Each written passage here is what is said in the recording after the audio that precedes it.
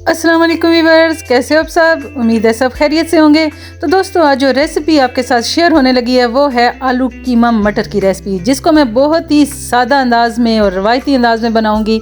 कीमा मटर हर घर में बनाए और खाए जाते हैं और सब शौक से इसे खाते हैं। तो मैंने भी सोचा है कि इसकी सादा सी, आसान सी और बिल्कुल देसी स्टाइल से जो रेसिपी बनती है वो आपके साथ शेयर करूं। तो बढ़ते हैं अपनी रेसिपी की तरफ। लेकिन अगर आपने इससे पहले मेरे चैनल को सब्सक्राइब नहीं किया तो प्लीज़ कर दें और बेल आइकन प्रेस कर दें, ताकि नई नई रेसिपीज़ मैं आपके साथ शेयर करती रहूं। सबसे पहले मैंने प्याज, टमाटर और अदरक लहसुन की कटिंग करके और मसाला तैयार कर लिया है, क्योंकि अगर मसाला पहले तैयार करके सब चीज़ें रेडी हों तो हांडी को पकाने में बहुत आसानी रहती है।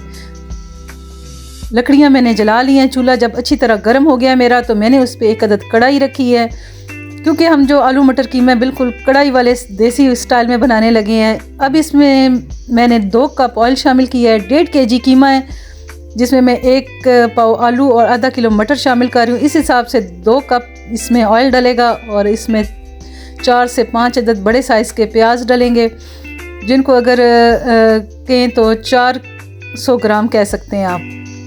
प्याज लिए इस तरह कटिंग करके इसमें शामिल कर दिए और इनको मैंने इनका कलर चेंज होने तक अच्छी तरह पका लेना है। जैसे ही हमारे प्याज़ों का कलर हल्का सा ब्राउन होगा, उस पर वो बहुत ज़्यादा हमने ब्राउन भी नहीं करना, बल्कि जैसे ही लाइट सा कलर इस पर आएगा तो इसमें हमने शामिल कर देने हैं अदरक और लहसुन का पेस्ट, जो कि खाने का 1 चम्मच अदरक है और खाने का 1 चम्मच लहसुन कुटा हुआ है।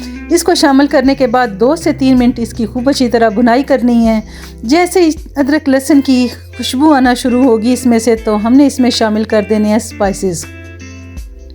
सबसे पहले खाने का 1.5 चम्मच नमक, 2 खाने के चम्मच सुरख मिर्च पाउडर, 1 खाने का चम्मच हल्दी पाउडर और 2 खाने के चम्मच मैंने इसमें कुटा हुआ सूखा धनिया शामिल किया है। और इन तमाम मसालों को 1 से 2 मिनट भूनने के बाद मैंने इसमें शामिल करना है पानी का 1 अदद छिंटा देना है, ताकि हमारा मसाला नीचे से लगे ना और जलने की खुशबू ना आए। पानी का छींटा देते हुए 2 से 3 मिनट में से मसाले की भुनाई की है। अब इसमें हमने शामिल करना है कीमा।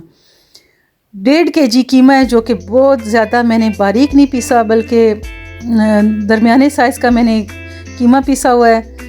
ना बहुत ज़्यादा मोटा है और ना बारीक है, बल्कि दरमियाने साइज़ का मैंने कीमा पीस के तैयार किया हुआ था। वो इसमें शामिल करने के बाद मैंने इसकी 4 से 5 मिनट अच्छी तरह भुनाई करनी है, ताकि कीमे का जो थोड़ा बहुत पानी है वो भी इसमें खुश्क हो जाए और जो कीमे की और या गोश्त की एक स्मेल सी होती है अपनी मखसूस, वो भी चली जाए।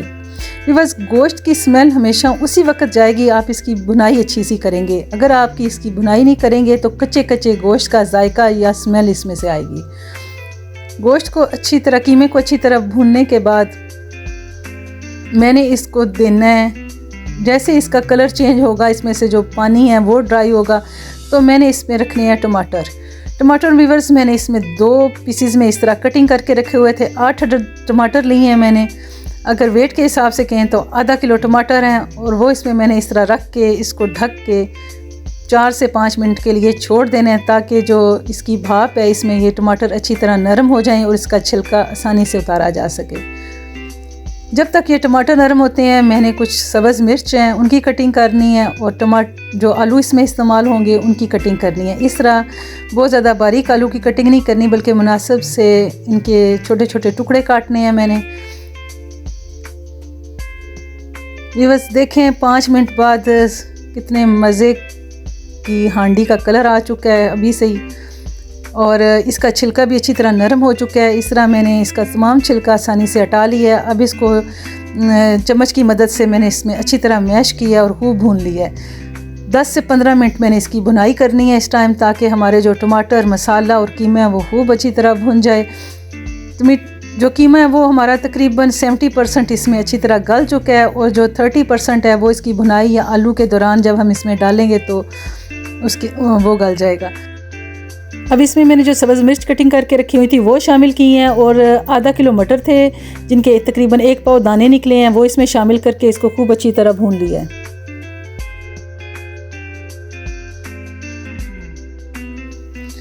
अब मैंने 3 से 4 मिनट इस मटर और कीमे को अच्छी तरह भूनना है।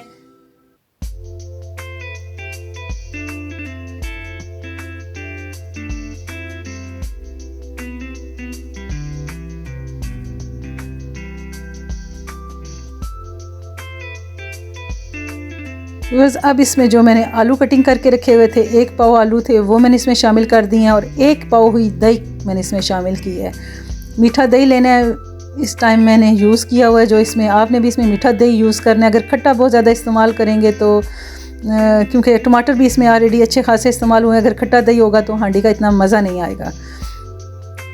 दही डालने के बाद मैंने हांडी को अच्छी तरह भून लिया है और अब इसको मैंने ढक के पकाना है तकरीबन, जिसमें आलू भी अच्छी तरह हमारे गल जाएंगे और बाकी जो कीमा कसर रह गई थी वो भी अच्छी तरह तैयार हो जाएगा।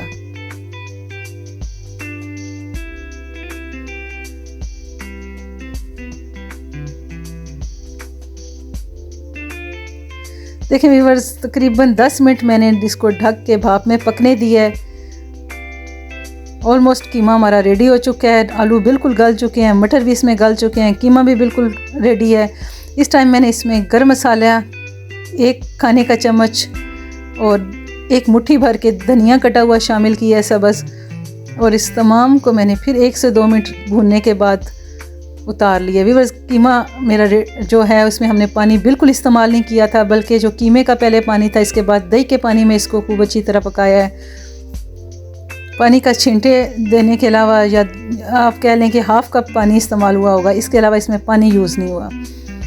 आग जो है वो लकड़ी के चूल्हे पे बहुत ज़्यादा हाई भी नहीं होती और बहुत ज़्यादा लो भी नहीं होती, बल्कि मुनासिब सी आग पे आपने इसको पकाना होता है और इसका ख्याल रखना होता है ताकि ये नीचे से लगे ना और इसका जलने का डर ना हो। अगर आप इसको आग पे नहीं बनाना चाह रहे तो आप गैस पे भी या सिलेंडर पे किसी पे भी आप इसको तैयार कर सकते हैं। बिल्कुल यही रेसिपी है, 100% मज़े की बनेगी। तो व्यूअर्स, कीमा मटर आलू हमारा रेडी हो चुका है। मैं इस टाइम इसी चूल्हे पे तवा रख के गरम गरम रोटी बनाऊंगी और इसके साथ सर्व करूंगी। आप इसे चावल, नान, चपाती किसी के साथ भी इंजॉय कर सकते हैं। मज़ेदार सा आलू मटर कीमा की रेसिपी बना के अपने घर वालों को खिलाएं और इंजॉय करें। तो भी बस ये थी आज की रेसिपी जो मैंने आपके साथ शेयर की। आपको कैसी लगी प्लीज़ अपना फ़ीडबैक दें। अगर पसंद आए तो अपनी फैमिली और फ्रेंड्स के साथ शेयर करें और मेरे चैनल को लाइक और सब्सक्राइब करें। नेक्स्ट मिलते हैं एक अच्छी सी रेसिपी के साथ। तब तक के लिए अपनी दुआओं में याद रखें। अल्लाह ताला हम सब के लिए आसानियाँ पैदा फरमाए, हम सब की मुश्किलात दूर फरमाए। अल्लाह हाफिज़।